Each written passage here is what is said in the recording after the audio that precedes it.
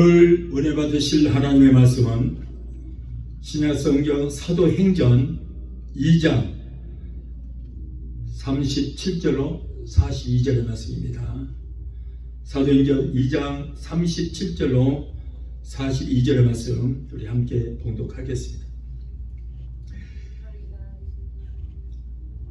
저희가 이 말을 듣고 마음에 찔려 베드로와 다른 사도들에게 물어 가로되 형제들아 우리가 어찌할꼬 하거늘 베드로가 가로되 너희가 회개하여 각각 예수 그리스도의 이름으로 세례를 받고 죄사함을 얻으라. 그리하면 성령을 선물로 받으리라. 이 약속은 너희와 너희 자녀와 모든 먼데 사람 곧 주 우리 하나님이 얼마든지 부르시는 자들에게 하신 것이라고 여러 말로 확정하여 권하여 가로되 너희가 이 패역한 세대에서 구원을 받으라 하니 그 말을 받는 사람들은 세례를 받음에 그날의 제자의 수가 3,000이나 더하더라. 저희가 사도의 가르침을 받아 서로 교제하며 떡을 떼며 기도하기를 전혀 힘쓰니라. 아멘. 기도하시겠습니다. 잠조신 아버지 감사합니다. 거룩한 길을 허락하시고 부족한 어린 종을 세워주셔서 가며 하나님의 말씀을 전하게 하여 주시니 감사합니다. 종의 입술에 성령의 기름부심이 넘치게 되기도 해주셔서 전해주는 말씀 가운데서 하나님의 세미한 음성이 들리게 하시고 말씀을 통해서 주님의 뜻을 깨닫고 주 뜻대로 행하는 우리의 삶이 되기도 하시옵소서. 예배를 해방하는 악한 원수 마귀를 멸하여 주시고 오직 성령님만이 이 시간을 주관하시고 하나님 영광 받으시고 높임 받아 주시옵소서. 예수 이름으로 감사하며 기도합나이다. 아멘. 할렐루야. 하나님의 한량없으신 은혜와 사랑과 은총과 축복이 하나님의 몸된 교회에 나와서 예배 드리는 성도 여러분에게 충만하게 임하게 되시기를 예수 이름으로 축원합니다. 오늘 사도행전 2장 37절로 42절을 본문에서 시대를 분별하는 지혜라고 하는 말씀으로 함께 은혜를 받겠습니다. 요즘은 하루하루 살아가는 것이 기적과 같이 느껴집니다. 하루에도 교통사고와 그리고 기타 안전사고 등으로 인해서 수많은 사람들이 생명을 잃기도 하고 또 불구자가 되기도 합니다. 또한 독재 국가인 러시아의 푸틴이 우크라이나를 침공하여 수많은 사람들의 생명을 앗아가기도 합니다. 그런가 하면 공산국가인 중국과 북한 같은 불량 국가의 도움을 받아서 악을 행하는 저 이란 같은 나라들로 인하여 지구촌이 단 하루도 평안할 날이 없습니다. 이렇게 불안한 가운데 살아가고 있습니다. 온 지구촌이 최근에 또 엄청난 폭염과 폭우로 인해서 마치 우리가 7년 환란 속에 들어간 것처럼 말세의 징조들이 이곳저곳에서 나타나고 있습니다. 사랑하는 성도 여러분, 이럴 때일수록 우리는 하나님만을 의지하며 살아야 될 줄 믿습니다. 반석과 같은 믿음이 우리는 굳건히 서야 됩니다. 나의 힘이 되시며 피난처가 되시는 여호와 하나님의 능력의 손에 우리는 붙들림받아 되어야 되는 것입니다. 시편 18편 1절 2절에 나의 힘이 되신 여호와여 내가 주를 사랑하나이다. 여호와는 나의 반석이시요 나의 요새시요 나의 방패시요 나의 구원의 뿌리시요 나의 산성이시로다 라고 했습니다. 시편 23편 4절 5절에 내가 사망의 음침한 골짜기로 다닐지라도 해를 두려워하지 않은 것은 주께서 나와 함께 하시리라. 주의 지팡이와 막대기가 나를 안위하시나이다. 주께서 내 원수의 목전에서 내게 상을 베푸시고 기름을 내 머리에 바르셨으니 내 잔이 넘치나이다 라고 고백을 했습니다. 그러므로 우리 인간들은 여러분 한순간도 하나님 없이 하나님의 도심이 없으면 우리가 살아갈 수 없는 것입니다. 우리가 날마다 여러분 공짜로 마음껏 공기도 마시며 살 수 있습니다. 얼마나 큰 은혜입니까? 지구촌에 83억의 인구가 매일매일 매 순간마다 가축과 사람들이 공짜로 이렇게 산소를 실컷 마시고 산다는 건 얼마나 감사할지 몰라요. 만약에 이 산소를 사서 마셔야 된다면 아마 저와 여러분들은 진작 이 세상 따로 없을 거예요. 돈이 있어야 뭐 사서 마시지. 그러나 하나님께서는 모든 것 공짜로 실컷 산수를 마시며 살 수 있도록 해주신 거 얼마나 감사히 부릅니다. 아멘. 그러므로 여러분, 우리는 오로지 하나님만을 의지하고 하나님의 보호하심과 인도하시는 대로 살아가야 우리는 하나님께서 우리를 붙들어 주시게 될 줄 믿습니다. 아멘. 그럴 때에 이 세상을 우리는 승리로 살아갈 수 있습니다. 오늘 본문의 말씀은 초대교회의 사도들과 성도들이 오순절 날에 성령을 받고 은혜를 충만히 받고 나가서 예수를 증거할 때에 있었던 일을 나타내고 있습니다. 베드로를 비롯하여 사도들이 길거리에 나가서 예수 그리스도는 바로 하나님의 독생자 아들이다, 그분은 우리의 메시아다, 우리가 죄로 인해서 영 죽을 수밖에 없었지만은 그러나 하나님께서는 그의 독생자를 이 땅에 보내주셨다. 그런데 바로 너희들 유대인들이 그 예수 하나님의 아들을 십자가에 못 박아 죽여버렸다.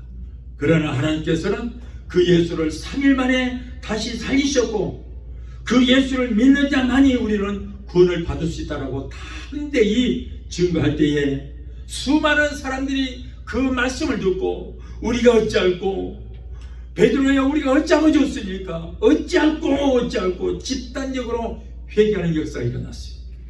이때 베드로가 저들에게 말하기를, 사도행전 2장 38절에 베드로가 가르되 너희가 회개하고 각각 예수 그리스도의 이름으로 세례를 받고 죄 사함을 얻으라.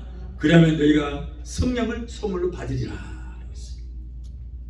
오늘도 이 말씀을 중심으로 해서 죄악이 관영하고 폐역한 이때에 은혜받고 성령 충만한 여러분이 되게 되시기를 예수 이름으로 축원합니다.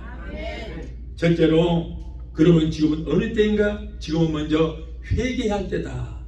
회개해야 할 때인 것입니다. 베드로는 몰려오는 사람들에게 너희가 각각 회개하여 예수 그리스도의 이름으로 죄사함을 받으라. 죄사함을 받아야 돼. 베드로가 성령 받고 첫 번째 외치는 복음이 뭐예요? 회개하라는 거예요. 회개 복음을 전했습니다. 세례 요한도 처음 요단강에서 세례를 베풀 때에 외친 첫 번째 말씀이 뭐예요? 회개 복음이었어요. 회개하라는 것입니다. 마태복음 3장 1절로 2절에 그때가 언제입니까? 바로 물로 세례를 베풀 그때에 세례 요한이 이르러 유대 광야에서 전파하여 가는데 회개하라, 천국이 가까웠다.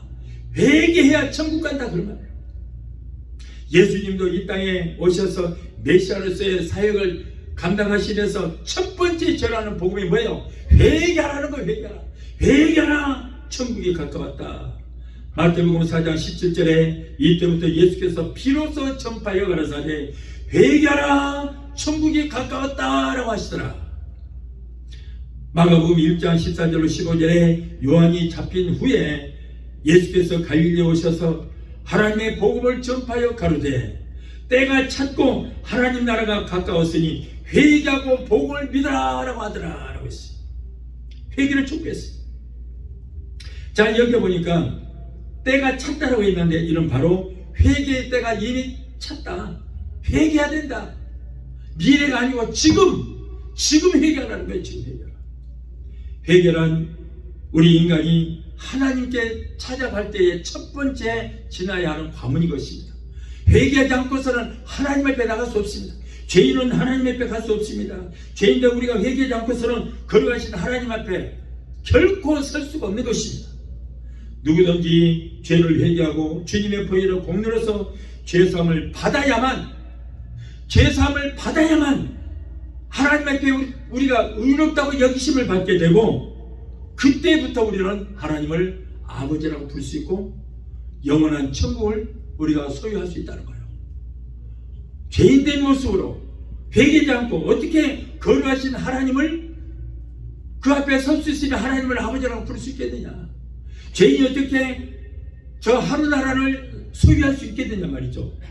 그러므로 우리가 하나님 앞에 나가서는 맨 먼저 첫 번째 겪을 관문이 바로 회개다. 회개요.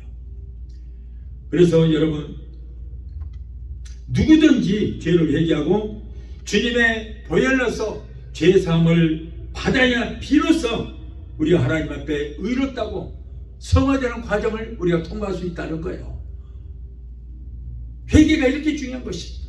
회개할 때 우리 하나님께서 우리를 의롭다, 의로운 자라고 인정해 주시는 것입니다. 로마서 4장 25절에 예수는 우리의 범죄함을 위하여 내어줌이 되고 또한 우리를 의롭다 하심을 위하여 살아나셨느니라. 그러므로 죽으시고 부활하신 예수님 앞에 나와서 우리 죄를 자복하고 회개할 때에, 그럴 때 우리는 하나님께서 의로운 자라, 의롭다고 인정해 주신다, 그런 말씀이에요. 오늘 본문 38절의 말씀에 너희가 회개하여 각각 예수 그리스도의 이름으로 죄사함을 받고 세례를 받으라. 성령 세례를 받으라. 성령 세례를 받는 순서가 뭐예요? 맨 먼저 회개함으로써 하나님 앞에 죄사함을 받고 의롭다 여기심을 받고, 그런 다음에 마지막으로 성령을 세물로 받으라. 회개해야 된다. 회개할 때 우리가 죄사함을 받고 하나님 앞에 의롭다 인정을 받을 때에 우리에게 성령의 불이 떨어진다고 말해요. 회개할 때에 성령 받고 구원이 이루어지는 것이기 때문에 구원을 얻기 위해서는 우리는 속히 빨리 회개하라. 때가 찼다. 지금이다. 지금이 기회다. 이때가 넘어지면은 회개할 기회를 놓친다, 그런 말이에요. 여러분, 니느웨 성이 회개할 때에 하나님의 진노가 면하고 구원을 얻었지만은 소돔과 고모라 성은 회개하는 자가 10명이 없어서 유황불로 멸망을 받은 거예요. 여러분, 소돔과 고모라 성이 죄가 많아서 불과 유황으로 심판받은 것이 아닌 것입니다. 왜 멸망을 받았어요? 회개하는 자 10명이 없어서 심판을 받겠어요.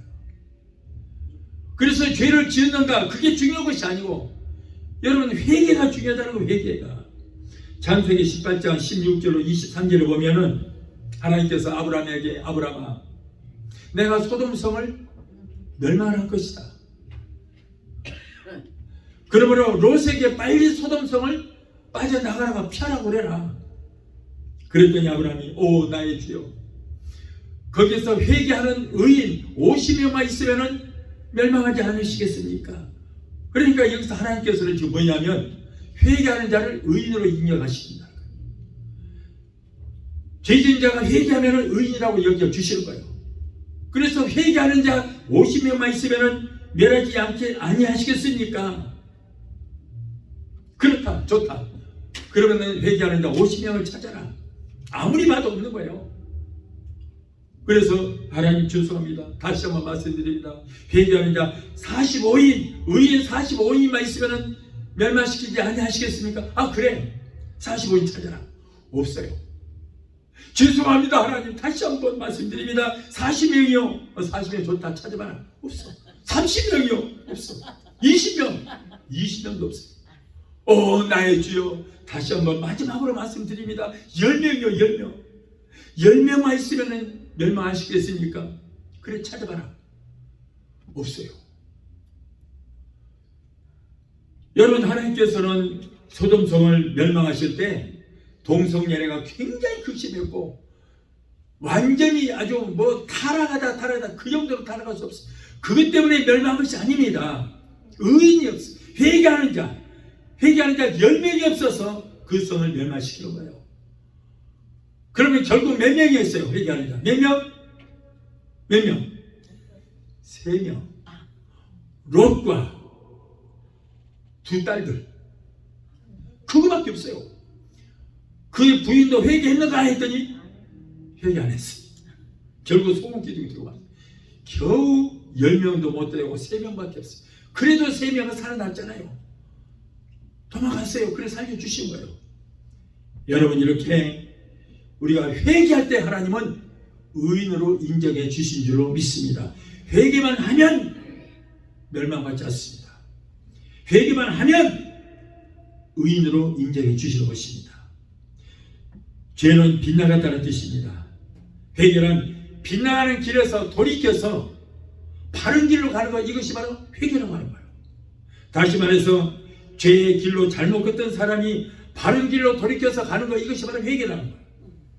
지옥의 길에서 천국 길로 돌이키는 것, 이것이 바로 회개입니다. 죄 중에서 가장 큰 죄는 뭐예요? 예수를 믿지 않은 것이 죄거든요. 다른 것이 죄가 아니에요. 예수를 믿지 않는 거예요. 그래서 여러분, 믿지 않는 길에서 돌이켜서 예수 믿는 길로 그리스도를 믿을 때 우리는 그것을 회개라 이렇게 말할 것입니다. 그리고 예수만 믿어버리면 결코 멸망당하지를 않습니다.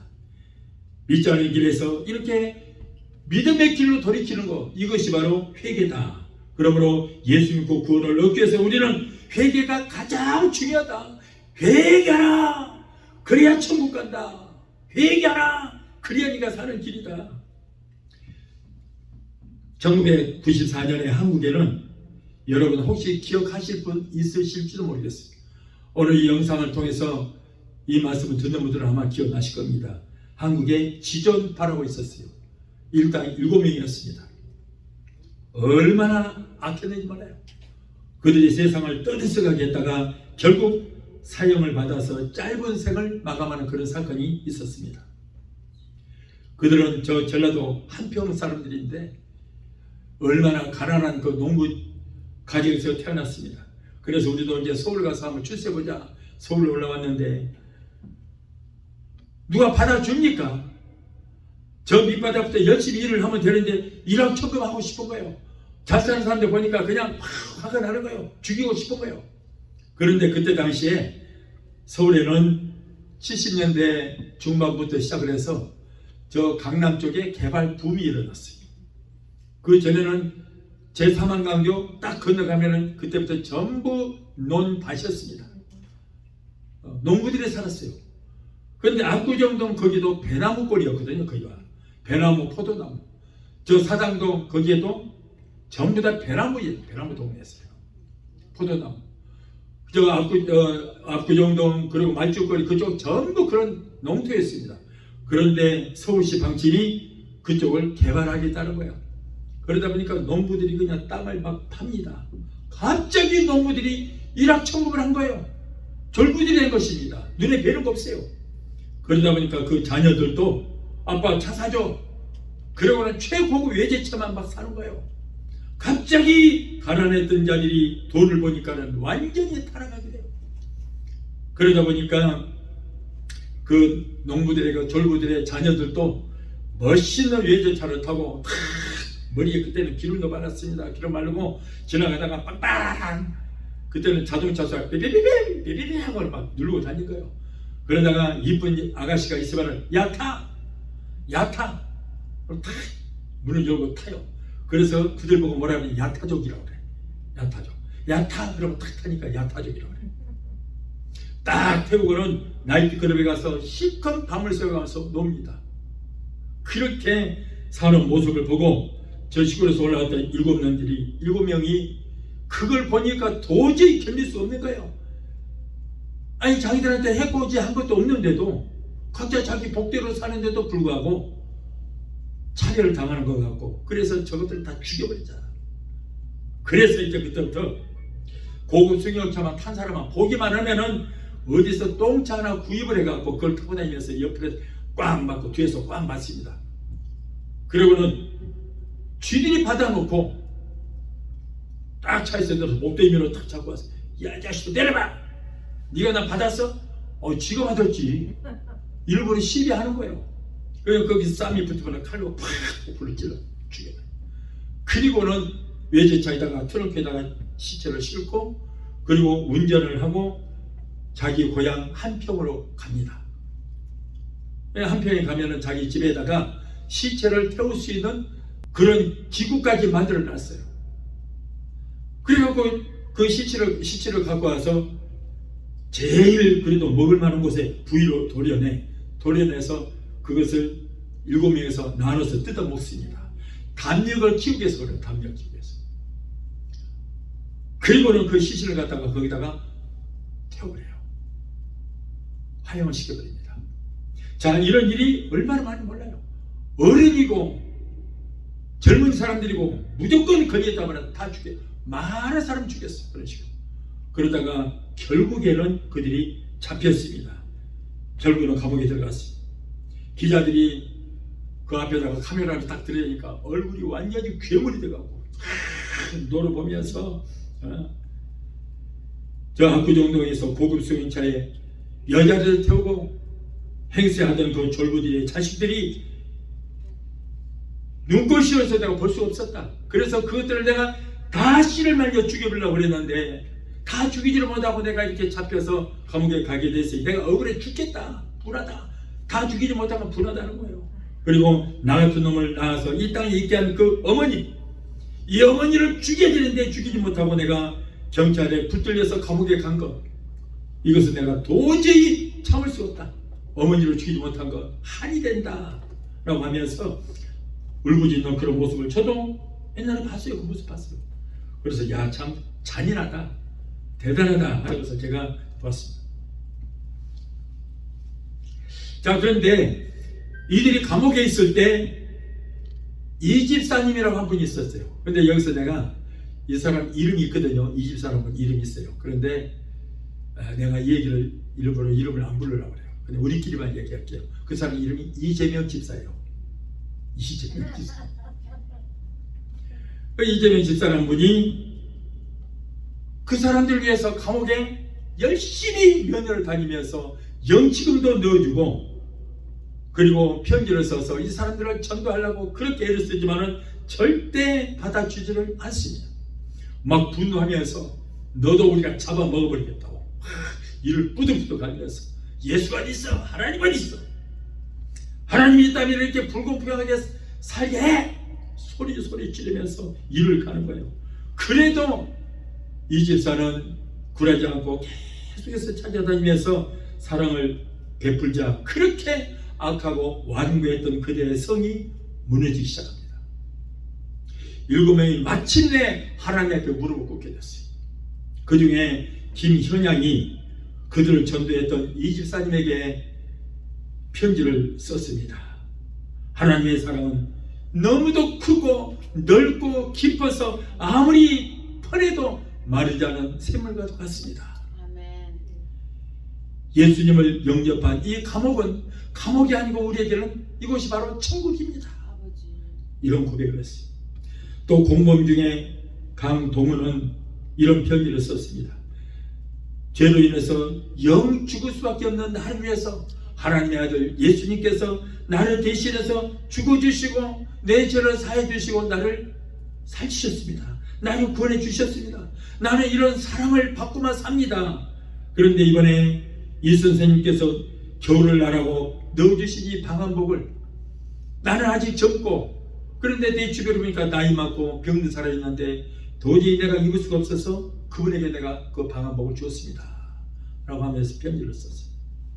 두목인 김기환은 자기의 시신을 의과대학 실습용으로 내가 죽으면 사형 받아서 죽으면 이 시신을 내가 기증을 하겠다. 그리고 하늘나라로 갔습니다. 그 7명은 이제 사형 집행날이 되었는데 머리에 용시라는 걸 씌워요. 까만 보자기 용시를 씌워요. 그리고 이제 밧줄을 올가미 된 것이 뒤로 가게, 앞으로 가면 앉을 수 있어요. 이렇게 되니까 빠져나가요. 뒤로 가게 해서 한 2m 정도 여유가 공간이 있게 하고, 그리고 이제 밑에는 문이 있어요. 문이, 사람 서 있는 문이 밑으로 열리게 됐어요. 그리고 그 문짝에는 쇳덩어리가, 굉장히 무거운 쇳덩어리 추가 하나 달려 있어요. 그 위에 딱 서 있습니다. 목에 딱 올가미를 하고 서 있어요. 자, 그리고 이제 마지막으로 남길 말이 있는가? 그랬더니 예, 마지막으로 남길 말이 있습니다. 우리에게 사형 언도를 내리셨던 존경하는 담당 검사님, 그리고 교도소 소장님, 국선 변호사님, 당신들은 우리를 흉악한 죄수라고 죄인이라고 사형시켜 죽이지만은 나는 그러나 회개하고 나를 위해서 대신 죽어주신 예수 그리스도를 믿음으로 사랑의 하나님께서 나를 의인으로 여겨주시고 정국에서 삼아주셔서 나는 내가 이 시간에 죽을지라도 나는 하나님께로 갑니다. 하나님 품으로 갑니다. 그러나 나를 죄인이라고 나를 죽이는 당신들은 예수를 믿지 아니므로 우리보다 더 악한 엄청난 죄인에 불과합니다. 그러므로 당신들은 영원히 형벌 받아서 지옥에 가야 할 불쌍한 영혼에 불과합니다. 그러므로 여러분들도 우리처럼 예수를 영접하고 구원을 받으십시오 하고 전도하는 거예요. 마지막으로 찬송 한 곡 불러도 되겠습니까? 허락해 주시겠습니까? 허락해 주셨습니다. 그랬더니 7명이 합창을 합니다. 나 같은 죄인 살리시 주의 놀라와 잃었던 생명 찾았고 광명을 얻었네. 그러면서 이렇게 찬양을 오히려 기쁨으로 부르면서 할렐루야 하나님께 영광을 돌리고 행복한 모습으로 형제의 이슬로 사라졌습니다.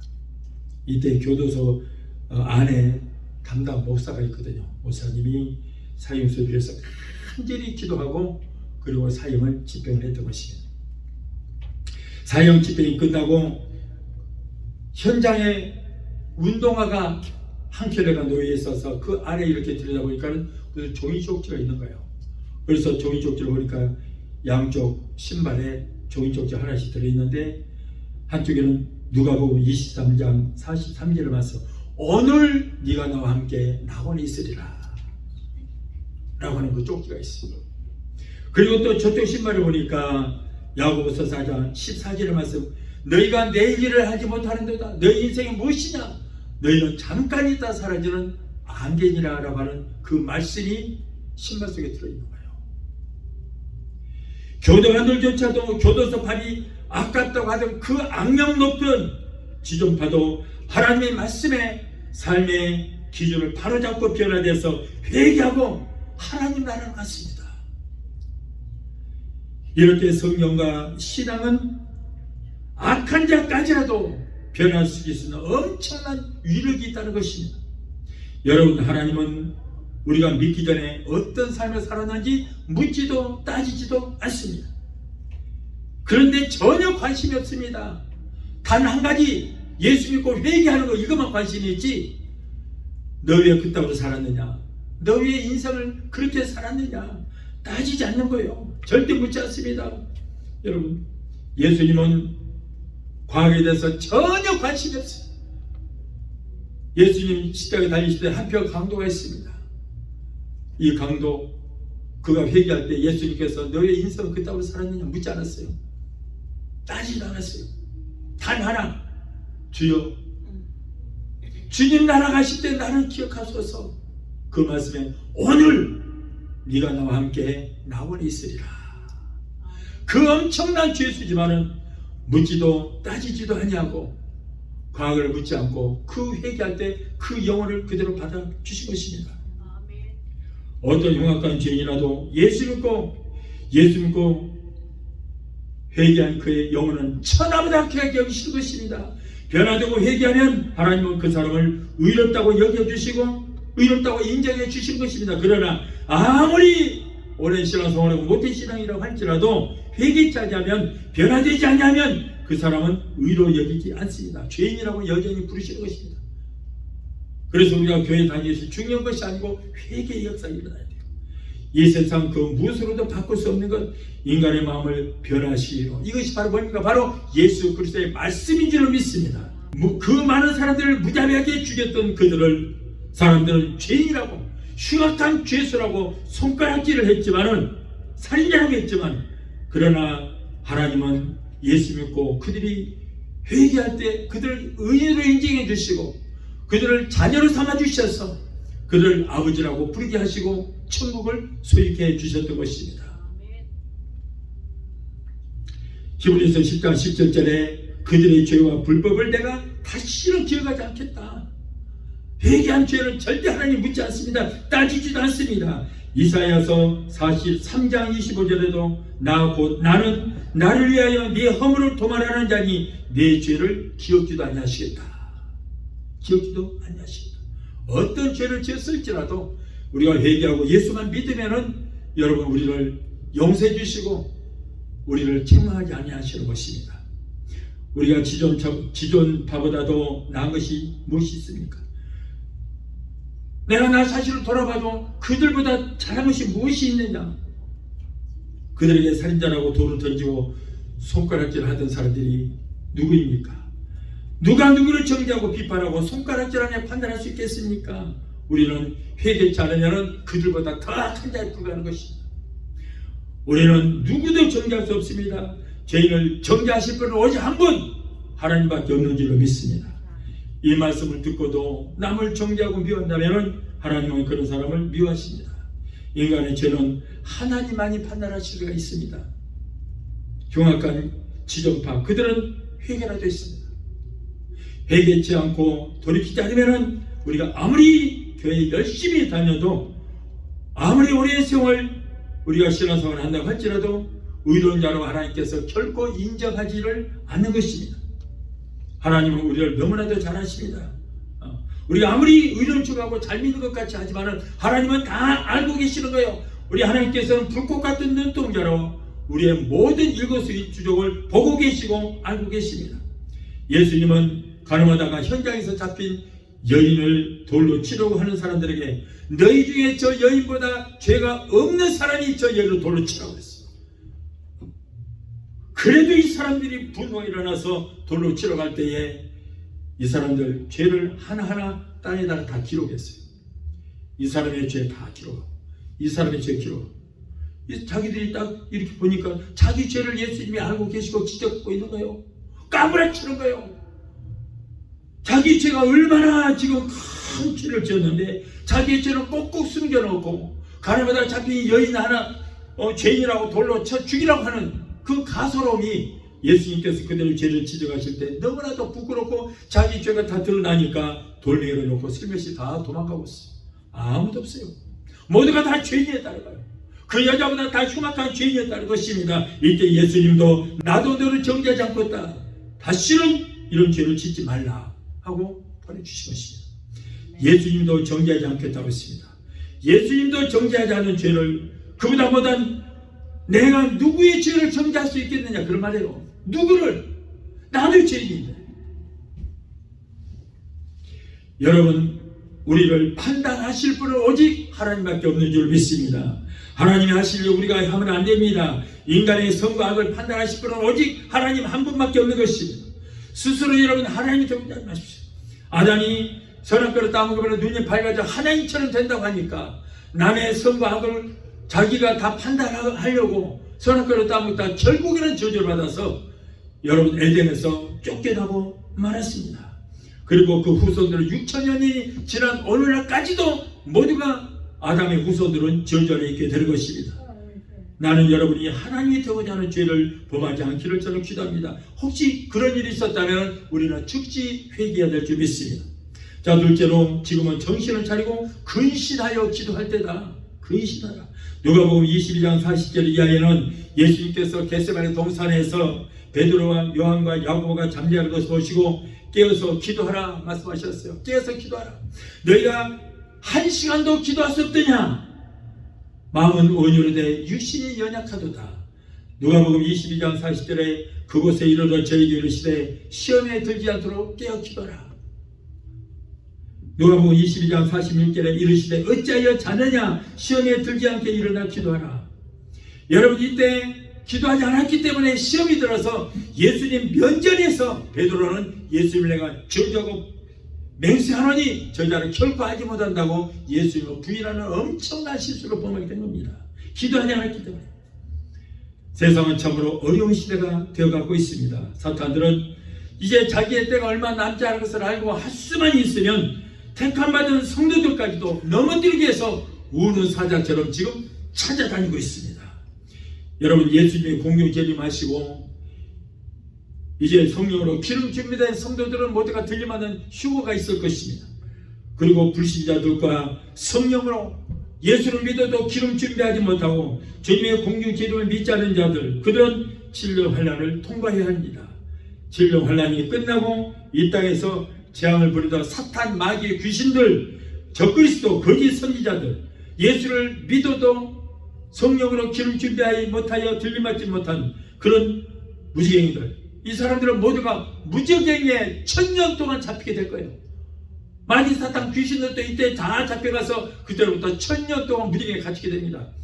자, 그러면 이러한 사실을 알기 때문에 이 땅에 있는 사탄과 마귀의 귀신들은 이 땅에서 활동할 시간이 얼마 남지 않은 것을 알고 있거든요. 우리보다 더 잘합니다. 우리는 주님이 언제 오실지 모르지만 그들은 알고 있습니다. 그렇기 때문에 이제 우리 때가 다 됐다. 그래서 자기들 무지개에 갇히기 전에 한 영혼이라도 믿는 자라도 삼킬 자를 우르사자처럼 찾아다니고 있어요. 마지막 발행하는 때인 것입니다. 그러므로 여러분, 우리 때 이런 어려울 때에 우리는 영적 잠에서 깨어나야 됩니다. 정신을 차려야 돼요. 육신의 잠을 자지 말라는 것이 아닙니다. 영적인 잠, 신앙의 잠에서 깨어나라, 그런 말입니다.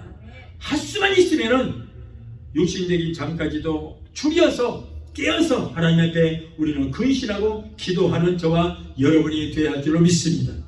그래서 하나님이 주시는 성령의 전신갑주를 입고 우리는 사탄과 싸워서 물리쳐야 돼요. 마귀를 대적하라, 그리하면 너희를 피하리라고 그랬어요. 여러분, 마귀 두려워하지 마십시오. 아무것도 아닙니다. 우리 입술에 권세가 있습니다. 내가 나사렛 예수 이름으로 명하노니 우리를 괴롭히고 해방하는 악한 녀석에게 귀신을 불러 갈지어다. 명령하면 우리를 지르고 한 길로 왔을지라도 7길로 도망하는 역사가 일어나게 될 줄로 믿습니다. 예수 믿는 사람이 이 정도로 돼야 돼요.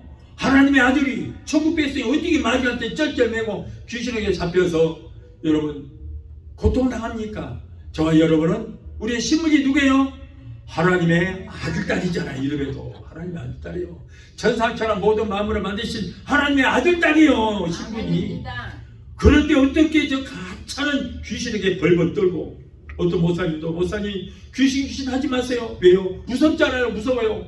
아니 귀신을 귀신하고 이제 뭐라고 그래요? 아니 마귀라고 그래주세요. 마귀라고 좀 덜 무서워요. 근데 귀신 하니까 무섭네요. 에라이. 여러분, 어떻게 마귀 귀신 무섭습니까? 우리는 뱀과 정갈을 밟으며 원수의 모든 능력을 제할 권세를 우리 입술에 주신 줄로 믿습니다.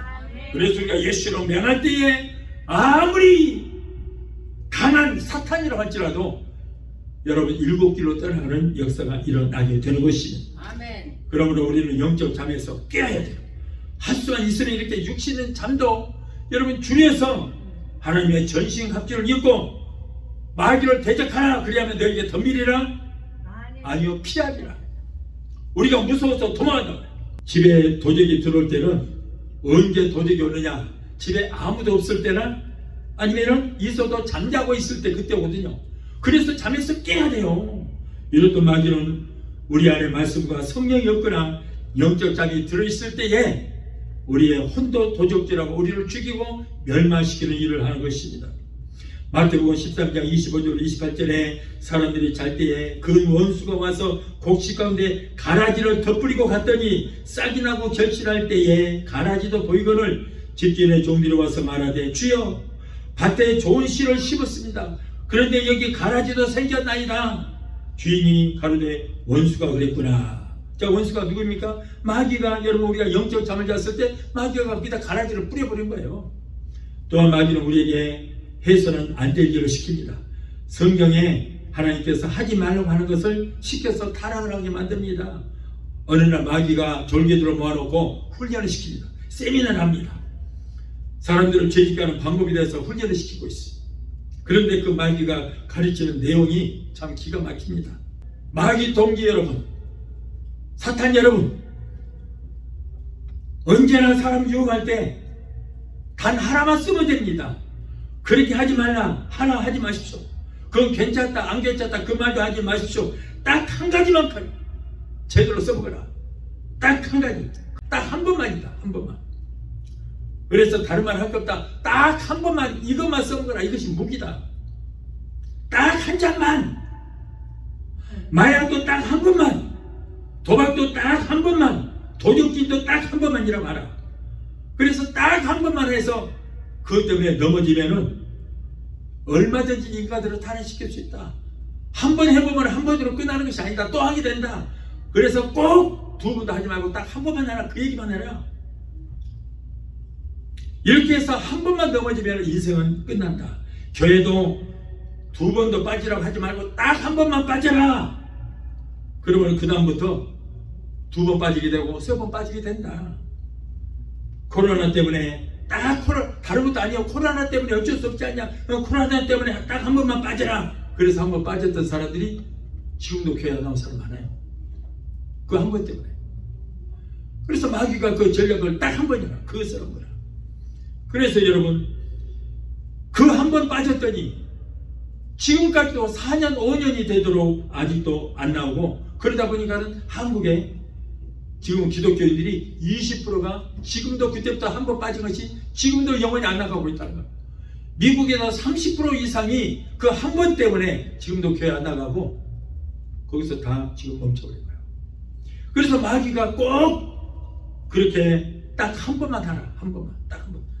술도 딱 한 잔만 마셔. 딱 한 번이야. 다음부터 안 하면 되잖아. 여러분 예수님도 그랬어요. 예수님도 시험할 때 딱 한 번이야. 한 번. 그걸로 시험을 했어요. 예수님을 높은 산으로 예수님을 데리고 갑니다. 천하 만국을 보여주면서 내게 딱 한 번만 까딱 절만해라. 그러면 눈에 보이는 모든 세상을 내게 다 주겠다. 한 번만. 그런데 예수님은 안 했어요. 그 한 번이 위험하다는 걸 알고 말씀으로 물리쳤던 것이. 그래서 여러분 절대 달콤한 유혹에 넘어가지 마시기 바라요. 이 한 번이 무서운 것입니다. 이 한 번에 빠지지 말아야 된다. 셋째로 지금은 자다가 깨어 일어날 때입니다. 로마서 13장 11절에 또한 너희가 이 시기를 알거니와 자다가 깰 때가 벌써 되었으니 이는 이제 우리의 구원이 처음 믿을 때보다 가까웠느니라. 언제까지 잠에 취해 있는 것이 아니라 이제는 깨어 일어날 때가 벌써 되었다.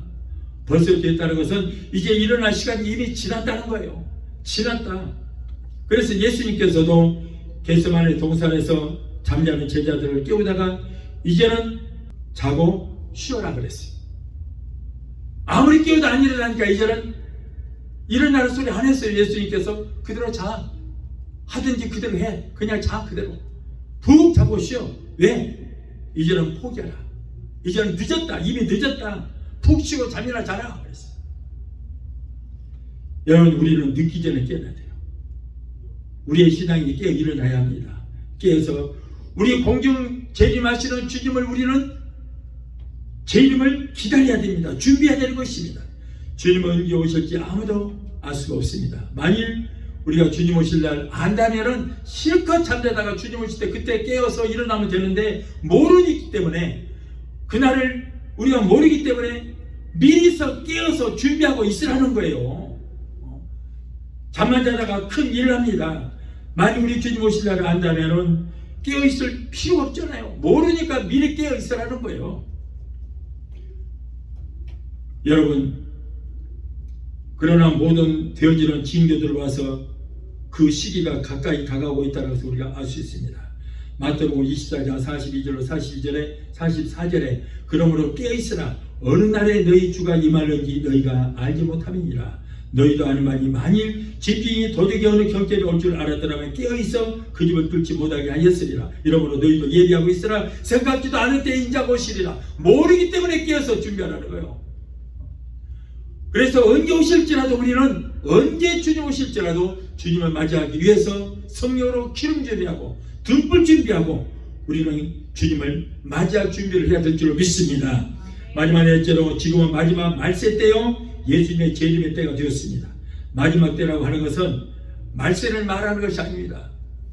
말세라고 하니까 마지막 때라고 하니까 말세가 아니고 말세는 곧 세상 종말을 말하는 것인데 우리 예수님 오실 때 우리가 들림받고 이 땅에는 7년 환난이 이제 있고 7년 환난이 끝날 무렵에 우리는 공중에서 들림받아 저와 여러분들은 흰 마법옷을 입고 이 땅에 지상 재림을 하게 될 것입니다.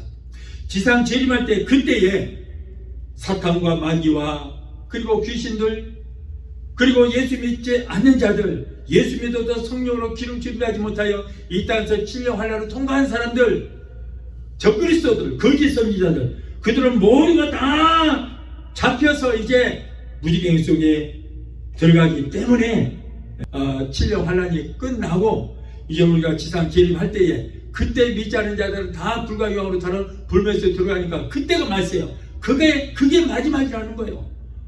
그런데 귀신은 그때를 다 알고 있기 때문에 지금 마지막 발악을 하고 있을 때입니다. 이와 같이 지금은 마지막 말세가 다 되어가고 있다. 주님께서 감람산에서 승천하실 때에 제자들이 하늘로 쳐다보고 있을 때에 천사들이 말합니다. 어찌하여 너희가 하늘로 쳐다보느냐. 예수께서 올라가시는 그 모습 그대로 이 땅에 다시 내려오실 텐데 너희가 하늘로 올라가신 그 모습을 그대로 너희들이 다 볼 수 있을 것이다. 이와 같이 주님의 재림이 가까울 때 우리는 어떻게 해야 되겠습니까? 우리는 항상 깨어서 하나님 앞에 기도하고 열심히 예배 드려야 될 줄 믿습니다. 그리고 충성되고 지혜로운 종이 되어서 여러분 우리에게 맡겨주신 사명을 최선을 다해서 우리는 행함 있는 우리의 믿음을 보여드려야 될 줄 믿습니다. 그리고 충성되고 지혜로운 종이 돼서 맡겨주신 소명과 사명을 잘 감당할 때에 우리 주님 우리에게 승리의 멸관을 씌워주시게 될 줄 믿습니다. 여러분 때가 찼고 하나님 나라가 가까웠으니 회개하고 복음을 믿으러 가신 우리 주님의 말씀을 기억하고 시대를 분별하고 때를 분별하고 하나님의 뜻을 분별한다면 하나님께서 원하시는 대로 우리의 삶을 승리의 삶으로 우리가 살게 될 줄로 믿습니다. 바라기로 오늘 예배드리는 성도 여러분들은 이 시대를 분별하여 지금이 어느 때인가를 확실히 알아서 하나님께서 원하시는 삶을 살아 하나님께는 영광이요 우리 각자에게는 하나님의 축복과 은총의 삶이 되게 되시기를 예수 이름으로 축원합니다. 찬양 한 곡 하시고 기도하시겠습니다.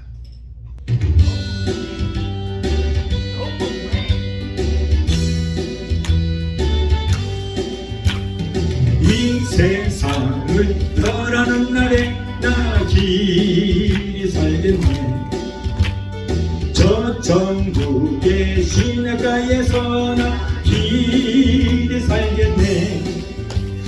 길이 살겠네. 영광 나 길이 살겠네. 언젠가 할렐루야 가는 날 길이 살겠네. 괴로운 세상 잠시 후에는 나 떠나가겠네. 끝이 없는 기쁨의 길로 나 떠나가겠네. 떠나가겠네. 영광 나 떠나가겠네. 언젠가 할렐루야 가는 날 떠나가겠네. 인생살이 끝나는 날에 나 날아가겠네. 올무를 벗고 나는 새같이 날아가겠네. 날아가겠네. 영광 날아가겠네. 언젠가 할렐루야 가는 날 날아가겠네. 기도하시겠습니다. 걸어가신 하나님 아버지, 오늘을 시대를 분별하는 지혜라는 말씀으로 은혜 주신 것을 하나님 감사합니다. 우리가 사는 이 시대는 주님이 공중 재림하신 날이 12도 가까움으로 우리가 알 수 있습니다. 우리는 항상 오늘이 내 인생의 마지막이라는 마음 자세로 회개하고 죄사함을 얻고 성령을 충만히 받아서 기름 준비하는 우리의 모든 삶이 되게 도와주시옵소서. 예수 이름으로 감사하며 기도합나이다. 아멘. 지금은 우리를 죄에서 구원하신 우리 주 예수 그리스도의 그 무한하신 은혜와 아들까지도 아끼지 아니하시고 우리를 위해서 주시기까지 우리를 사랑하시는 아버지 하나님의 그 극진하신 사랑과 보혜사 성령님의 내주 충만 역사하심의 은혜가 오늘 주일에 참석하여 말씀으로 은혜받고 돌아가는 귀한 성도들의 가족과 직장과 사업장과 자녀들과 성업과 모든 범사위에 오늘 영상을 통해 함께 은혜의 자리에 참여하는 사랑하는 귀한 성도들의 가족과 직장과 사업장과 자녀들과 성업과 모든 범사위에 각자 섬기는 교회 위에 베데스다 순복교회 지금부터 영원토록 함께 하시기를 간절히 축원합나이다. 아멘.